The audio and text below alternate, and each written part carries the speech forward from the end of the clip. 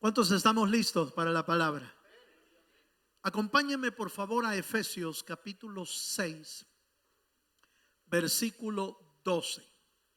Vamos a introducirnos ahora en este estudio. Nos vamos a introducir al tercer plan o al tercer proyecto que la misión trabaja en todas las iglesias de Misión Cristiana Nuevo Pacto. Y a ese proyecto o a ese plan le llamamos el plan MAT. ¿Oyó? MAT. M-A-T. ¿Qué significa? Ya le explico qué significa. Dice Efesios 6:12. Porque no tenemos lucha contra sangre y carne, sino contra principados, contra potestades, contra los gobernadores de las tinieblas de este siglo, contra huestes espirituales de maldad en las regiones celestes. Amén. Cuando arrancamos esta serie de estudio, le hablé de tres proyectos que se trabajan en todas las iglesias de la misión y que sirven en diferentes etapas del crecimiento de la iglesia. El plan ADE sirve para el inicio y para el establecimiento de una iglesia: altar, discipulado y evangelismo. No puede faltar ni una de esas tres, aunque por supuesto hay otras áreas que se van agregando, pero las tres básicas que deben de haber en una iglesia debe de ser altar, discipulado y evangelismo. Y eso hace que una iglesia arranca con discipulados, arranca con búsqueda del Señor y por supuesto evangelizando el área para que la iglesia o el campo pueda crecer. A medida que la obra crece, se empieza a implementar un segundo plan que le llamamos el plan DEO. Y ese plan, dijimos, es un plan de estructura, un plan de organización, un plan de poner en su lugar, crear los departamentos necesarios, poner el liderazgo, estudiar la palabra, establecer líderes, establecer ancianos, establecer organización dentro de la iglesia que permita, esa estructura permita hacer un crecimiento mayor de lo que se alcanzó con el plan ADE. El plan MAT es un plan que le llamamos un plan de expansión. Cuando la iglesia ya creció y se estableció, entonces puede empezar a enviar obreros a otro lado, porque ya creció lo suficiente. Y ahora no solamente tiene los líderes necesarios, la organización necesaria, la economía necesaria, sino que ahora tiene elementos que ya están siendo formados y entonces se empieza a enviar obreros a otras regiones. Por eso el plan MAT es un plan de expansión. ¿Qué significa MAT? MAT es mar, aire y tierra. Aleluya. Mar, aire y tierra. Y usted me dirá, hermano, ¿y de qué vamos a hablar hoy, va? ¿De la playa? No. De lo que vamos a hablar es que en esas tres regiones es donde de alguna manera el enemigo ha tomado posesión en el mundo entero. La Biblia dice que los príncipes y potestades están en las regiones. ¿Qué dice? Eso es aire. Eso es aire. ¿Sí? Pero el enemigo no solamente tiene principados y potestades en las regiones celestes, también tiene en la tierra. Los brujos, los hechiceros, los demonios moviéndose en la tierra son poderes y potestades que se mueven en la tierra. Y no es casualidad que las ciudades portuarias que están cerca y a la orilla de los mares sean las más corruptas que existen, porque normalmente llega tanto viajero que entonces se propicia el pecado y se propicia la corrupción en esos ambientes. Era muy notorio hasta el día de hoy, es muy notorio que muchos de los marineros que andan de muelle en muelle y de puerto en puerto, solo llegan a los puertos y llegan a buscar el pecado y la maldad. Por eso ha prosperado mucho a veces los puertos, sí, pero están llenos de maldad. Ahora, el punto es, le leo un concepto y luego vamos entrando de lleno a lo que representa este plan. El plan MAT es un plan de expansión, le dije, mar, aire, tierra, y tiene como propósito establecer y proporcionar las estrategias de guerra espiritual reveladas por Dios en su palabra para el establecimiento del reino de Dios en esas áreas que ahora están dominadas por el reino de las tinieblas. Es decir, cuando una iglesia empieza a ser misionera y empieza a enviar obreros a alguna ciudad, ¿quién cree que es el primero que lo está esperando? ¿Me di a entender, hermano? ¿Usted cree que lo va a estar esperando la gente diciéndole bienvenido misionero? Lo está esperando el diablo. Ese es el primero que lo está esperando. Lo están esperando las potestades que reinan en ese lugar y que no quieren que se plante algo que tenga que ver con Dios. Entonces cualquier misionero y cualquier obrero enviado necesita conocer la guerra espiritual en 3 niveles: en los aires, en la tierra y a la orilla del mar. ¿Sí me doy a entender, hermano? Porque depende de dónde lo manden, pero por lo menos se va a tener que enfrentar a 2, por lo menos. Porque cualquier ciudad, cualquier pueblo, cualquier nación donde sea enviado, tiene príncipes que están gobernando en ese lugar. Y tiene ejército de tierra, el enemigo, que hace que las almas no quieran buscar del Señor. Llámese a través de la idolatría, llámese a través del pecado. Usted va a notar que hay ciudades que son tendientes a un tipo de pecado mayor que en otros lados. Por ejemplo, hay ciudades o hay naciones sumamente religiosas del catolicismo, por ejemplo. ¿Y qué es eso? Pues es una potestad. Es una potestad que se mueve ahí. Hay otras ciudades donde lo que se mueve es el vudú y se mueve la hechicería. Es otro tipo de trampas. Hay lugares, hay ciudades enteras donde se mueve la homosexualidad y se mueve la inmoralidad.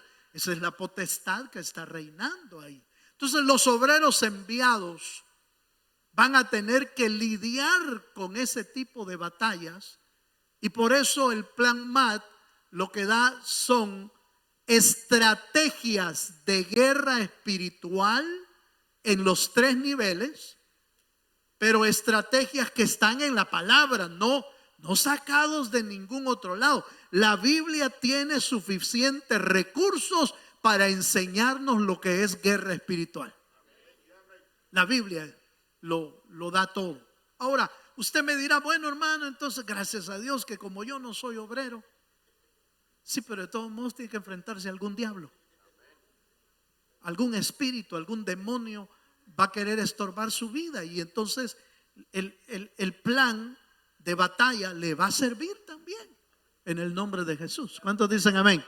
Bueno, continuamos un poquito entonces. Le di una pequeña introducción ahí. Romanos capítulo 5 verso 17. ¿Cómo es que arrancó esto y por qué? ¿Cuál es el origen de estos reinos en conflicto? Bueno, lea conmigo Romanos 5, 17. Pues si por la transgresión de uno solo reinó la muerte, oiga, reinó la muerte, muchos más reinarán en vida por uno solo, Jesucristo, los que, vamos a ver, los que reciben la abundancia de la gracia y el don de la justicia. Amén. Entonces quiero que note la primera parte, y es que la transgresión de Adán en el huerto propició una introducción de un reino sobre la tierra. Esa introducción de ese reino es el reino de las tinieblas, porque entró el pecado, fíjese, y por el pecado entró la muerte. Y dice, por la transgresión reinó la muerte. Ahora, ¿cómo es que puede reinar un personaje? ¿Sobre qué reina? Tiene que tener un reino. Tiene que tener un reino, y por supuesto la muerte no da vida, da muerte. Entonces el reino de las tinieblas está siendo gobernado no solamente por el príncipe de este mundo, sino que hay un reino de muerte. Hay una potestad de muerte moviéndose, y donde no se mueve, hermano, donde no se mueve la potestad de la muerte en el mundo. Se mueve en todo el mundo. En todo el mundo se mueve. Y el diablo tiene capacidad de moverse, no de estar en todo lugar, pero tiene cantidad de, hermanos, de ejércitos espirituales bajo su cargo y bajo su mando. Acompáñenme a un versículo más. Romanos capítulo 5 verso 12 vuelve a darnos la introducción del reino de las tinieblas, que es importante verlo. Romanos 5:12 dice: por tanto, como el pecado entró en el mundo por un hombre, y por el pecado la muerte, así la muerte pasó a todos los hombres, por cuanto todos, ¿qué dice, hermano? Todos pecaron. Entonces, estamos viendo esos dos textos que tienen mucha relación con la entrada del pecado, porque esa fue la introducción del pecado y la introducción del reino de las tinieblas aquí en la tierra. Esa fue la manera en que se propició. Y esos dos reinos no son reinos, hermano, diríamos, no son reinos aislados, sino que son reinos que constantemente están en conflicto aquí en la tierra. Constantemente. Hay confrontaciones que no las vemos, por supuesto, porque es a nivel espiritual, pero constantemente y día con día hay confrontaciones del reino de Dios con el reino de las tinieblas. Y entonces, por ejemplo, en Efesios 6:12, que es el que leímos, lo vamos a volver a leer, porque da a entender, hermano, la estructura jerárquica, la estructura ordenada de un reino que para nada, hermano, está como queriendo ir para atrás, que solo el reino de Dios lo puede hacer para atrás y nadie más. Efesios 6:12 dice: porque no tenemos lucha contra sangre y carne, sino contra principados, contra potestades, contra los gobernadores de las tinieblas de este siglo, contra huestes espirituales de maldad en las regiones celestes. Fíjese que por lo menos ahí da cuatro niveles espirituales, porque habla de principados, potestades, gobernadores y huestes espirituales de maldad. Entonces se está hablando de 4 niveles. Eso quiere decir que el reino de las tinieblas no es un reino que esté dividido. Es un reino que está unido. Por eso el Señor mismo dijo, cuando estaba hablando de las confrontaciones que habían entre los reinos, dijo, un reino dividido no prevalece. Y le está dando de alguna manera, está diciendo que el reino de las tinieblas también no es un reino dividido, es un reino que está unido. ¿Cuál es el propósito del reino? Atacar y destruir, matar, robar, destruir todo lo que tenga que ver con Dios. Todo lo que tenga que ver con Dios. Esa es su misión. Por eso no, hermano, fue, diríamos, osado, atrevido el diablo cuando quiso atacar y destruir al mismo Hijo de Dios, hermano. Diría yo atrevido, pero en realidad, hermano, se atrevió a algo sumamente elevado. Porque la idea de él era, si lograba detener al Hijo de Dios ahí, detenía todo el plan eterno de Dios. Matémoslo, matémoslo, no permitamos que llegue, que haga su plan. Por supuesto, el diablo, a pesar de que ha leído las escrituras, no lo entiende muy bien. Aleluya. Gracias a Dios. Porque él tuvo la idea de que matando al Hijo de Dios era como iba a detener el plan. Pero lo que no sabía es que la muerte de Cristo iba a traer salvación a todo el mundo entero, hermano. Denle un fuerte aplauso al Señor. La muerte de Cristo es la que trae vida, y eso no lo esperaba él. Él esperaba detenerlo, matarlo en la cruz del Calvario, y ahí se acababa el plan. Pero no era como él pensaba, era como Dios planeó. Y hasta él estaba ejecutando parte del plan que Dios había diseñado. Y hasta el día de hoy, el enemigo de alguna manera está ejerciendo y está trabajando, pero está siendo parte del plan de Dios, del plan divino. Por eso es que no se le permite más de lo que Dios autoriza. El diablo no puede hacer más.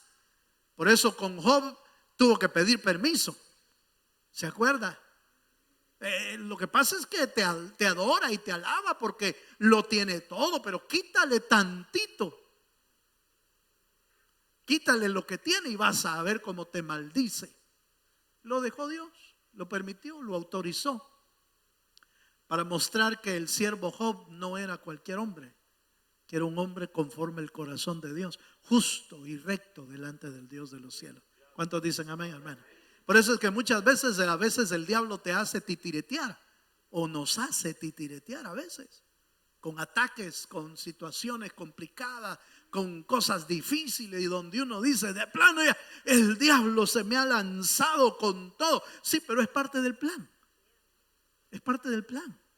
En medio de todo ese afán, en medio de toda esa batalla, en medio de ese estira y encoge, en medio de toda esa guerra, tu fe va a crecer delante del Dios de los cielos. Tu dependencia de Dios va a crecer. Entonces Dios consiguió el propósito por lo cual pasaste por alguna prueba. ¿Cuántos dicen amén, hermano? Bueno, pero sigamos un poquito más. Entonces, Efesios 6 nos deja bien claro que hay una estructura bien organizada, que nosotros no la vemos, hermano. No la vemos, pero que existe.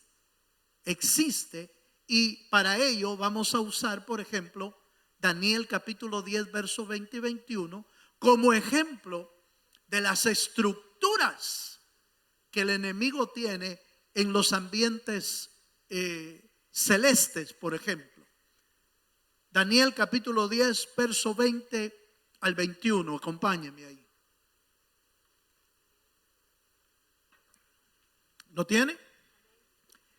Él me dijo, está hablando un ángel, fíjese, y dice, él me dijo, ¿sabes por qué he venido a ti? Pues ahora tengo que volver para pelear contra el príncipe de Persia.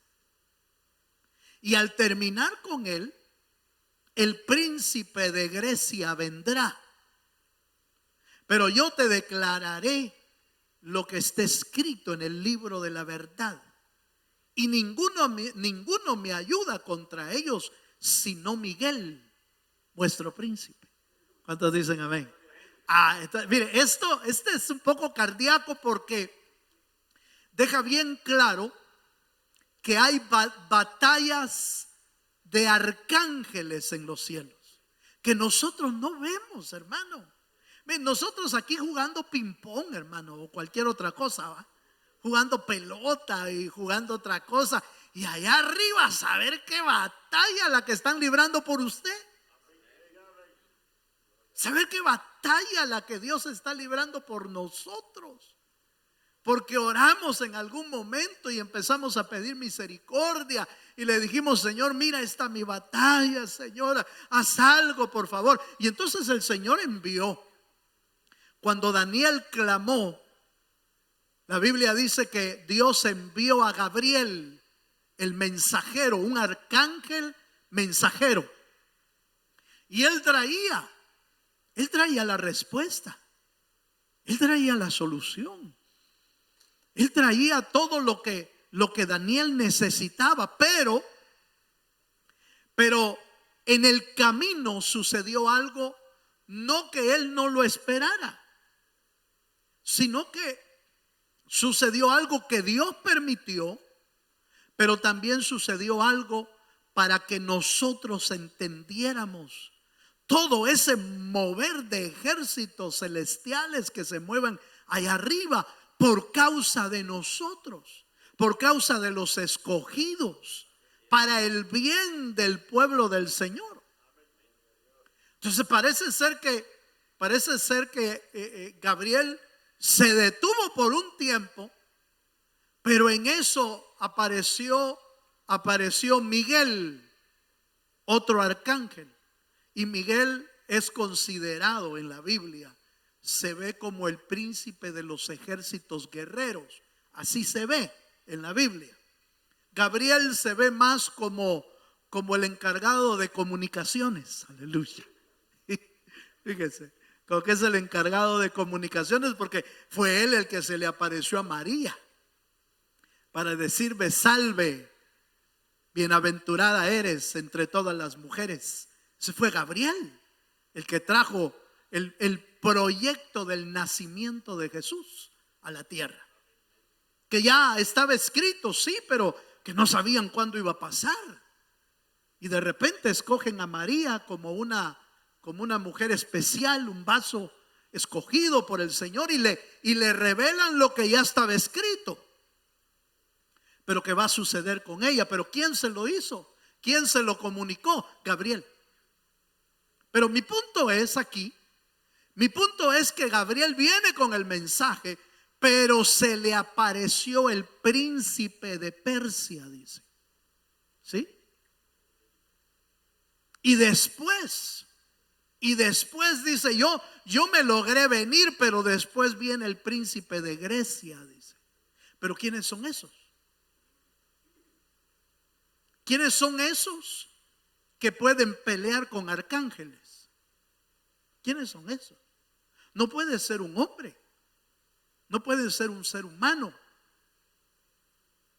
Entonces tiene que ser de los que el apóstol Pablo entendió y le fue revelado que sobre la tierra y sobre territorios hay príncipes que están gobernando esos lugares.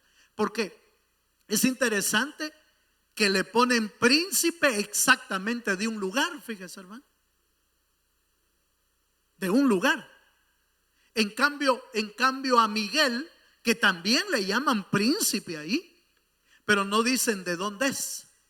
O sea, no dicen de una región, sino que es príncipe de Dios.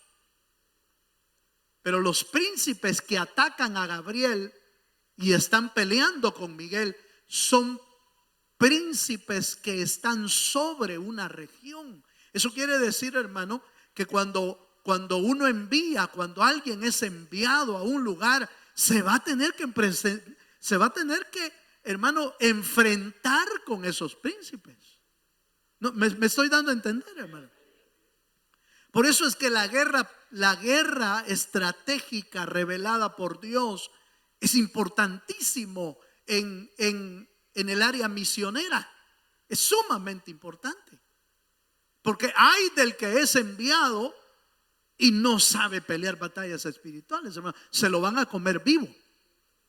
Lo van a hacer picadillo y se lo comen en sopa.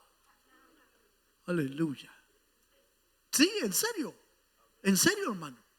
Se lo comen, lo destruyen, lo derriban de alguna manera, lo hacen pedazos o lo absorben.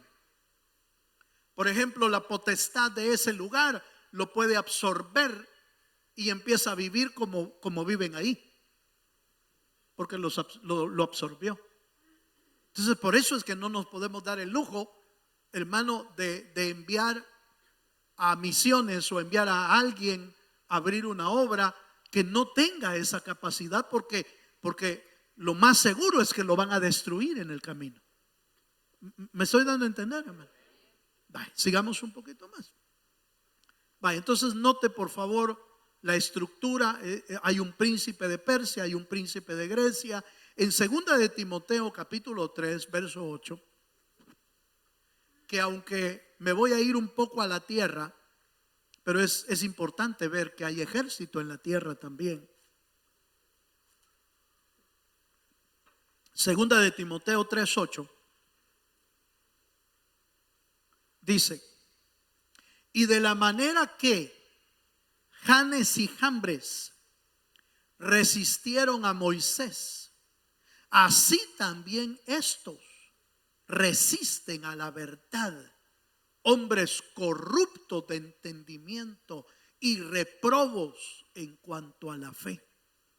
Fíjese que aquí el apóstol Pablo, porque es el apóstol Pablo el que está escribiendo, el apóstol Pablo, que fue el mismo que escribió Efesios capítulo 6 y habla del ejército y de las potestades espirituales en las regiones celestes, ahora habla de hombres. Ahora habla de hombres de carne y hueso, y que son hombres que resisten la verdad y que son reprobos en cuanto a la fe, pero que estorban el avance del reino de Dios. Usted recuerda la historia cuando envían a Moisés a Egipto. Ahí habían potestades espirituales.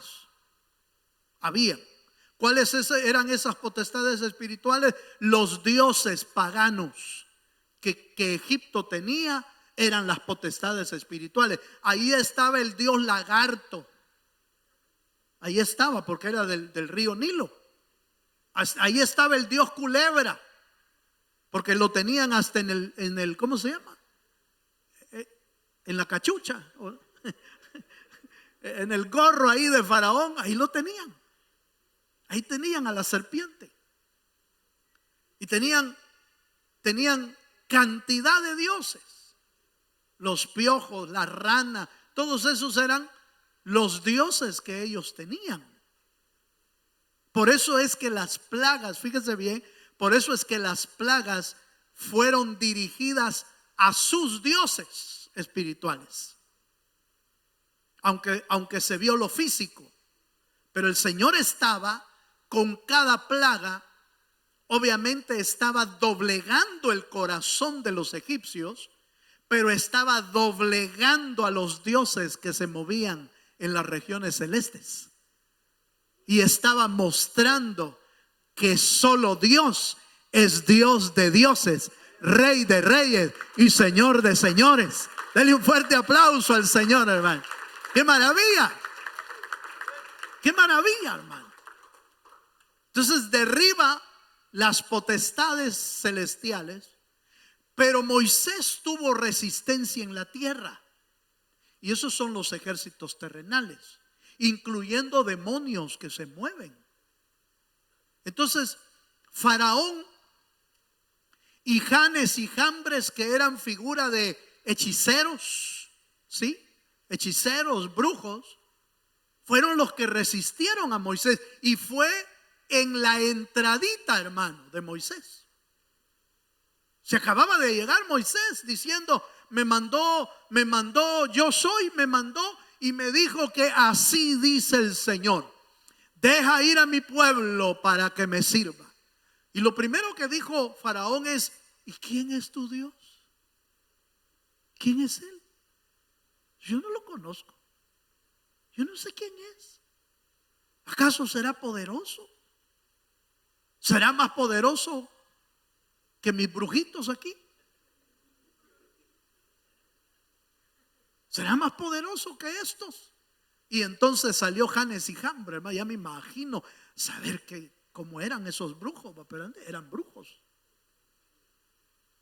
Y entonces dice que cada uno de ellos lanzó su vara, ¿verdad? Porque Moisés ya había lanzado su vara primero, para mostrarle a Faraón. Eso fue lo que pasó.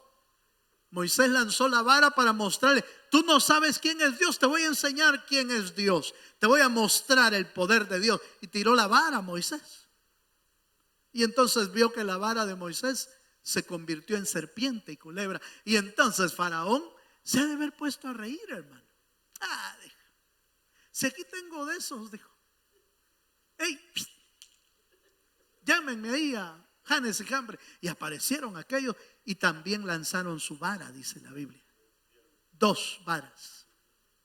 Y las 2 varas se convirtieron también en serpientes. O sea que el problema no es convertir las cosas en serpientes.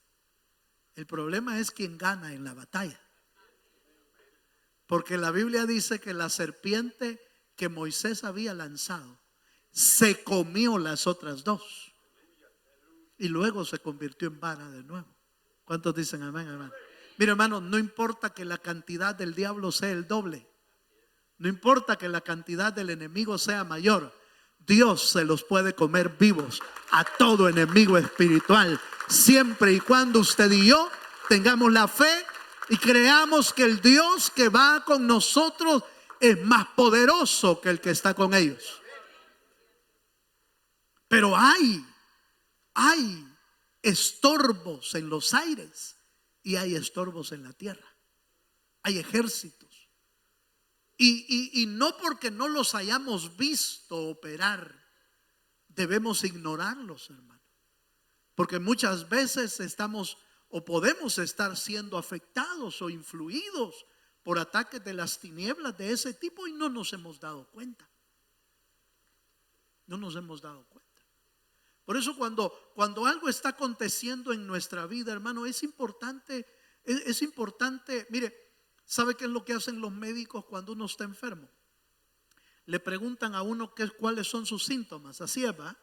Le preguntan cuáles son sus síntomas y entonces el doctor empieza como a descartar qué cosas pueden ser y qué cosas no pueden ser. Entonces empieza a descartar. Cuando usted y yo estemos en alguna prueba, hermano, en alguna prueba, en alguna dificultad, en alguna aflicción, en alguna enfermedad, mire, hermano, preséntese delante de Dios y empiece a descartar. ¿Cómo? Mire, lo primero que debe de descartar es que no esté usted en pecado. Y lo que hay que hacer es ponerse a cuentas con el Señor. Señor, si esto me está pasando porque yo me fui el sábado de parranda. Aleluya. Míreme para acá, por favor. Si esto me está pasando porque yo no dejo de hacer aquello. Si esto me está pasando porque me peleo todos los días con mi esposa. Si esto me está pasando porque me estoy quedando con cosas que no son mías. Si esto me está pasando porque a cada rato me peleo con el jefe y ando chambreando en toda la empresa. Y de repente me traigo el chisme a la iglesia también. Entonces, mire, descarte. Vaya, eliminando. Señor, perdóname. Yo me voy a poner a cuenta, me voy a limpiar. Señor, límpiame, quítame todo lo que haya hecho, Señor. Póngase cuenta. Entonces va descartando. ¿Qué otra cosa puede ser? Bueno, que le haya pasado porque fue una decisión personal, un descuido personal, una imprudencia, sobre todo si es la salud. Y usted cometió imprudencias con su salud, no se cuidó, le dijeron que ya no comiera chile. Aleluya. Ya le dijeron que deje las grasas. Ya le dijeron que no ande comiendo todo eso. Y uno, mire, ora y uno dice: Señor, todo espíritu de grasa se va. ¡Qué esperanza, hermano! Yo he oído orar, hermanos, diciendo: Señor, todo triglicérido, todo colesterol, Señor. No, hermano. Es imprudencia. Es imprudencia. Debemos ser cuidadosos con lo que comemos. ¿Cuántos dicen amén? Entonces vaya descartando. Si lo que le está pasando es una imprudencia, algo que usted no debió hacer, entonces descarte. Dice: esto es, me voy a poner a cuentas con Dios y conmigo mismo. Pero quizás no sea eso. Quizás sí sea algún ataque de las tinieblas que el Señor haya permitido por algo. Quizás hay algún ataque. Entonces, ¿qué tiene que hacer? Vaya delante del Señor, póngase a cuenta en todo y amárrese el cinturón de la verdad y póngase la coraza de justicia, póngase toda la armadura de Dios y pelee la buena batalla. Hermano, pero es que yo no sé cómo pelear. Ahí está en la Biblia. Ahí está en la Biblia. Cómo usar las armas de Dios, cómo usar la armadura, cómo usar las armas de luz, cómo usar la oración, cómo usar el ayuno. Ahí están en la Biblia. Entonces hay que pelear la batalla. Hermano, es que mire, hermano, yo no sé qué pasa, pero en mi casa, en la familia, pelee la batalla. Véngase los martes a orar. No solo me mande el papelito. Gloria a Dios. Ahí sí va. El tema está bueno para eso. No solo me mande eso, no. Los martes venimos a orar, hermano. ¿Sí o no, hermano? Las batallas se ganan orando. ¿Qué era lo que hizo Moisés cuando peleó contra Amalek? Y digo peleó porque Moisés estaba peleando en realidad, solo que él estaba en el monte. Estaba con Aarón y Hur a la par y estaban con las manos levantadas. Moisés tenía las manos levantadas y claramente dice que cuando Moisés tenía levantadas las manos, Israel prevalecía contra el enemigo. Pero cuando Moisés se cansaba y bajaba las manos, entonces dice: Amalek prevalecía contra Israel. Eso quiere decir que mientras más oras, tú vas a prevalecer. Mientras más buscas a Dios, tú vas a prevalecer. Pero cuando te cansas, te fatigas, te desanimas y dices: no, ya no voy, ya no hago, entonces el enemigo va a empezar a prevalecer. Entonces puede ser una batalla espiritual. Y por último, quizás no sea una batalla. Quizás lo que estás pasando sea una prueba de Dios. Pero la Biblia dice que la prueba produce paciencia. Y la paciencia produce carácter. Y el carácter produce esperanza. Eso quiere decir que después de la prueba, porque descartaste el pecado, descartaste la imprudencia, descartaste la batalla espiritual, pero al final de la prueba tu esperanza no va a ser la misma. Tu esperanza va a ser mayor. Y yo no sé si usted ha logrado entender. Dios me habló hace tiempo, hace años, hace un par de años. Entendí que llegar a ese nivel de esperanza no es llegar a tener fe, no. Porque dice claramente, la prueba produce paciencia. La paciencia te forma el carácter y el carácter te forma la esperanza. Pero ¿sabe cuál es la esperanza? Ojo con lo que le voy a decir, y el que tenga oídos para oír, que oiga. La esperanza es cuando tú ya no te interesa si el Señor te sana o no, si el Señor te rescata o no, si el Señor te libera o no, si el Señor te permite vivir o no. La esperanza es el que sabe que si vivimos, para Él vivimos, y si morimos, para Él morimos. Sea que vivamos o sea que muramos, somos del Señor. En otras palabras, el que lleva al nivel de esperanza ni siquiera ya está esperando que el Señor lo libre en ese momento. Dice, no, si el Señor me quiere librar, que me libre. Y si no, de todos modos allá arriba es mejor que aquí abajo. Cuando la gente llega a ese nivel, está en otro nivel espiritual. Yo he visto gente así. He visto varias gente así. Cuando llegan a ese nivel, ya no se trata de que si no fue lo que dijeron, no fue lo que dijeron los 3 hebreos cuando los iban a meter al ¿cómo se llama? Al horno de fuego 7 veces más calentado. ¿Qué fue lo que le dijeron? No le dijeron, nosotros tenemos fe que el Señor nos puede librar. Se oye bonito, ¿no le parece? Se oye bien. Dice uno de plano, estos tienen fe, qué maravilloso, qué bueno, miren, tienen fe de que el Señor los puede librar. Pero no dijeron eso, porque ya habían pasado el nivel de fe y habían llegado al nivel de la esperanza. Si nos libra Dios, amén. Y si no nos libra, de todos modos no vamos a adorar tu estatua. Porque si nos vamos de aquí, vamos a estar allá con el Señor. Denle un fuerte aplauso al Señor. Esa es esperanza. Esperanza es mucho más elevado que la fe. Porque en la esperanza ya no esperas nada aquí abajo. Todo lo que esperas es de ahí arriba. ¿Cuántos me entendieron eso? Sigamos un poquito. Ya se me acabó el tiempo.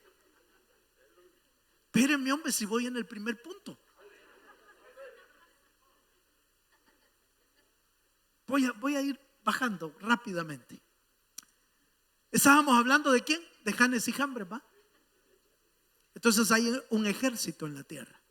Hay ejército en los cielos y hay ejército en la tierra, que necesitamos aprender a pelear batallas espirituales. Bueno, pero el reino de Dios también tiene estructura. Veamos el reino de Dios rápidamente.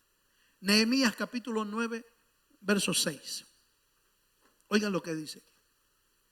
Nehemías 9, 6 dice: tú solo eres Jehová. Tú hiciste los cielos y los cielos de los cielos, con todo, ¿qué dice, hermano? Con todo su ejército, la tierra y todo lo que está en ella, los mares y todo lo que hay en ellos.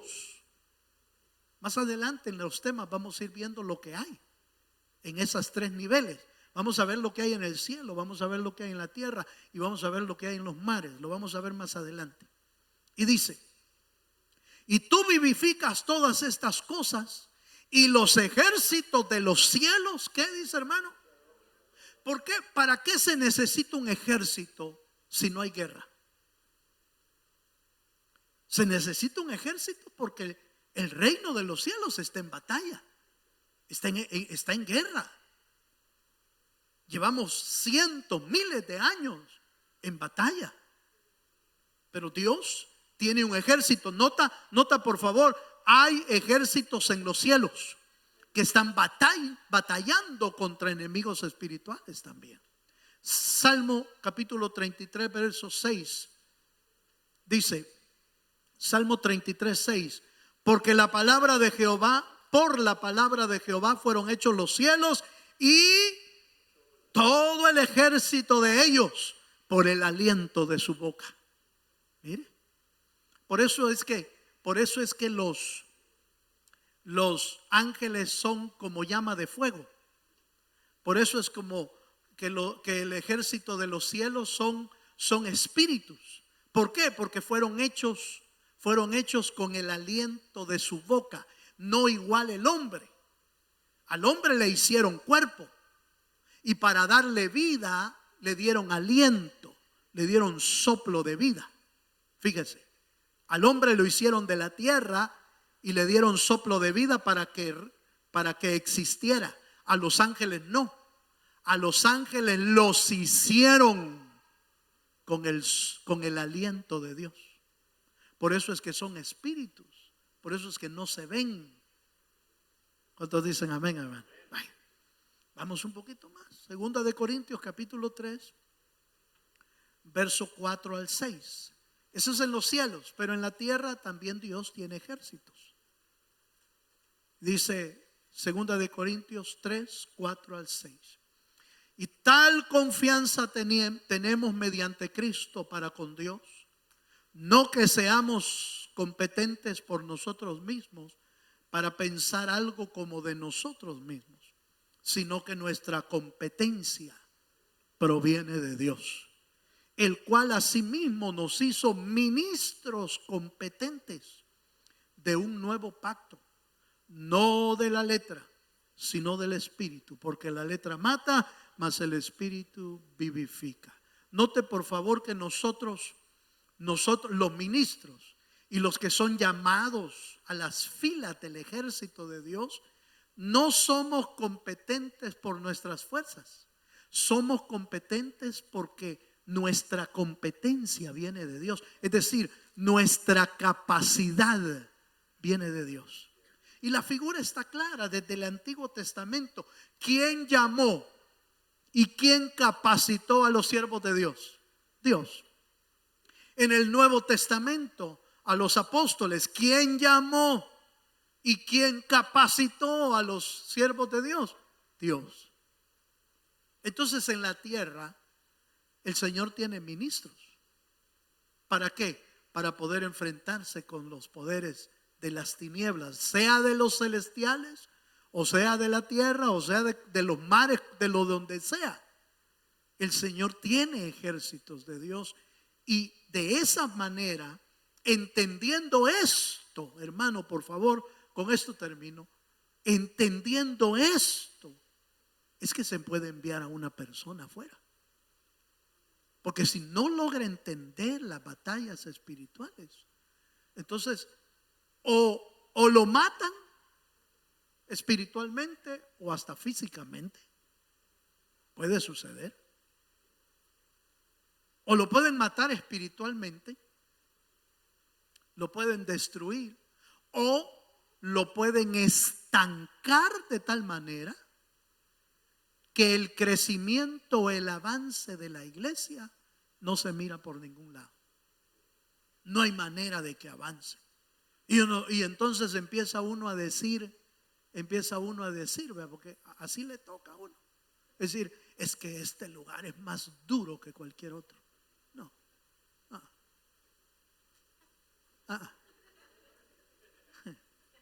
Perdón la expresión, pero no es cierto. No hay lugar duro que Dios no pueda levantar su iglesia. En el libro de Apocalipsis dice que una de las iglesias estaba en el mismo lugar donde estaba el trono de Satanás, dice. Ahí habían abierto una iglesia donde estaba el trono de Satanás.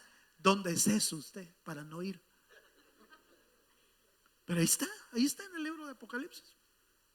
Una de las 7 iglesias estaba exactamente donde el trono de Satanás estaba, hermano. Eso quiere decir que no hay un lugar duro. Lo que hay es una batalla dura Pero el Dios de los cielos, que es el que ha creado los cielos y la tierra, es poderoso para destruir todo principado, toda potestad, todo gobernador y toda hueste de maldad. Huyen de la presencia de Dios. ¿Cuántos dicen amén? Por eso el proyecto MAT nos introduce a ese plan de batalla que lo vamos a ir viendo poco a poco en algunas semanas, quizás no a plenitud, pero sí lo necesario para que usted tenga una idea de qué se trata este plan MAT. ¿Qué dijimos que significa MAT, hermano? Mar, aire. ¿Y es un plan de qué? Es un plan de expansión. Es un plan de el reino de Dios tomando lugares donde el enemigo quizás gobierna, pero que Dios es poderoso para plantar ahí su palabra y a su pueblo en diferentes lugares. Amén. Póngase de pie, por favor. Y mientras usted se pone de pie,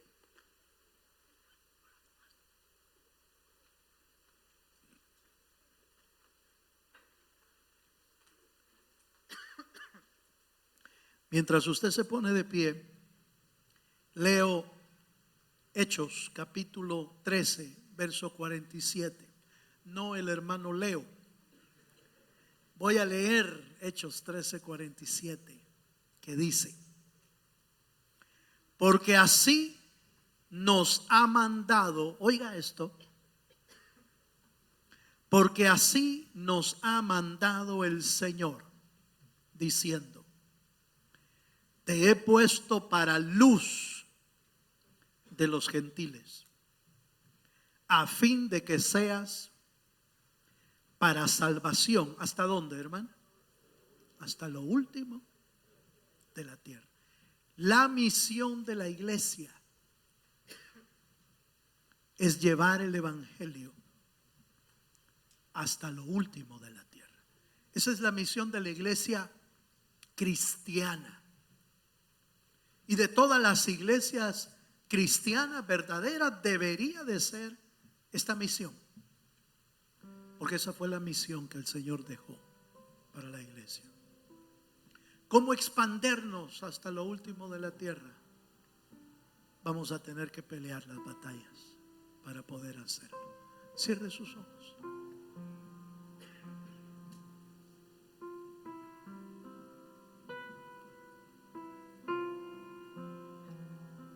Aleluya.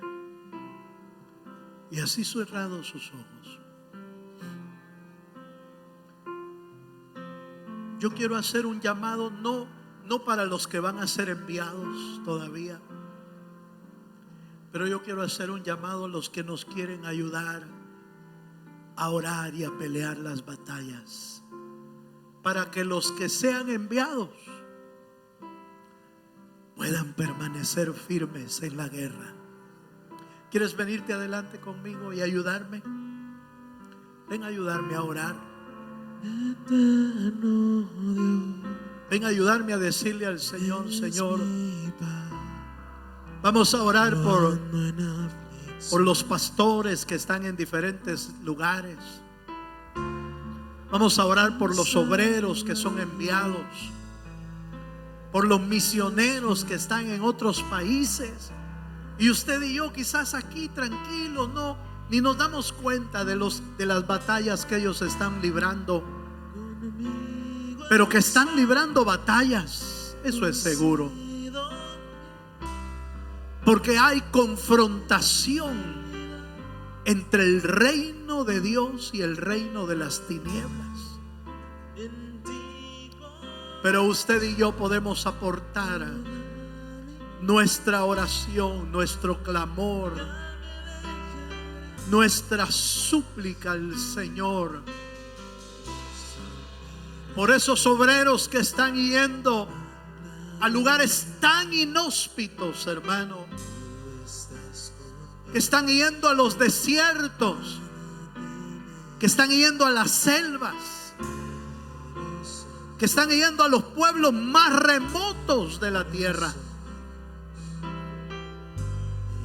donde nadie, hermano, donde nadie quiere ir. Pero que Dios pone en el corazón de ellos ir por el bien de la obra de Dios. ¿Quieres levantar tu mano? Padre, en el nombre de Jesús, venimos a orar, Señor, esta noche, pidiéndote, Dios de los cielos, por los pastores, por los ministros, por los obreros, por los misioneros que están peleando batallas espirituales, y que ahora entendemos por tu palabra que nuestra lucha no es contra sangre y carne. Nuestra lucha es contra principados y potestades en las regiones celestes. Oh, mi Dios, en el nombre de Jesús, ahora, Señor, nos acercamos ante el trono de tu gracia, pidiendo tu favor, pidiendo tu misericordia por ellos, pidiéndote, Señor, que los fortalezcas, los reanimes. Aviva el fuego del don de Dios en sus vidas, para que puedan seguir adelante haciendo tu obra, Señor.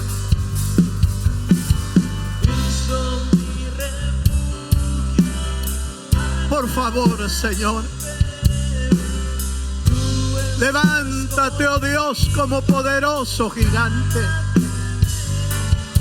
y ministra el corazón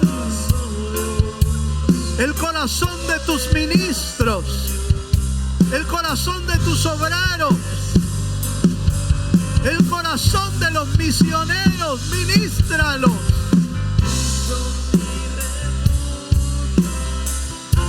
Y dales nuevas fuerzas,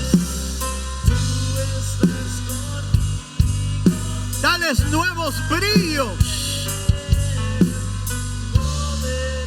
dales de tu espíritu. Aviva el fuego del don de Dios en sus vidas.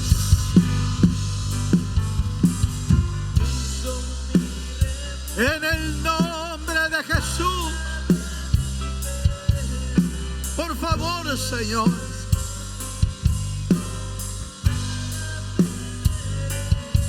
por favor, Señor,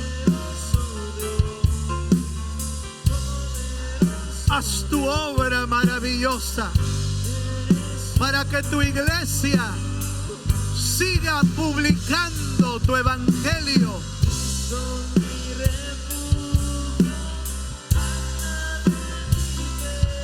Pon en nosotros el deseo de seguir predicando,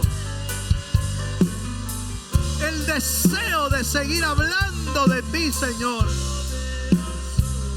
Porque ¿cómo irán si no hay quien les predique? ¿Y cómo irán si no hay quien los envíe? Señor, levanta obreros. Levanta, Señor, ministros.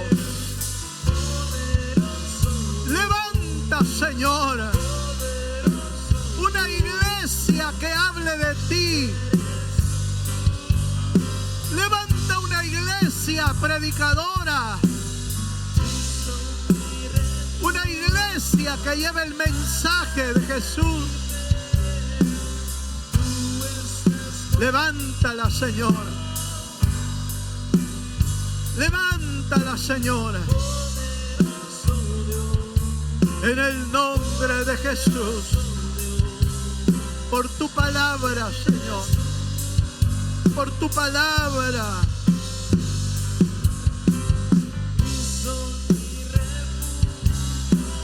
Oh, sí, mi Dios.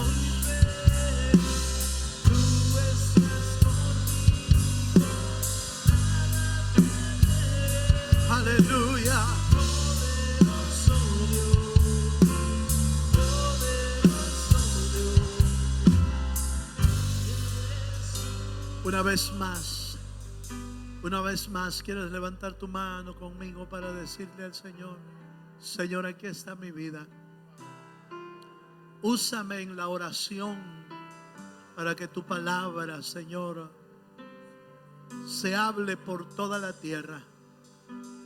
Usa mi vida, Señor, para hablar de ti. Usa mi vida en oración por los ministros, por los obreros, por los misioneros. Usa aún, Señor, nuestra propia vida para poder llevar el mensaje a través del evangelismo. Señor, que tu palabra corra en el lugar donde yo viva, donde yo esté, donde yo trabaje, donde yo estudie. Señor, que la palabra corra, que la palabra de Dios se pueda entregar a los corazones necesitados. Señor, bendice a tu pueblo. Bendice a cada uno de tu iglesia, y que tu iglesia podamos entender las batallas espirituales que se dan, y que podamos juntos, como un ejército de Dios, pelear esas batallas en pro de tu pueblo, y en pro de tu iglesia, y en pro de los que han de ser salvos. Señor, usa nuestra vida para la salvación de otros, en el nombre poderoso de Jesús lo pedimos todo, Señor. Amén y amén. Le damos un fuerte aplauso al Señor. Así es.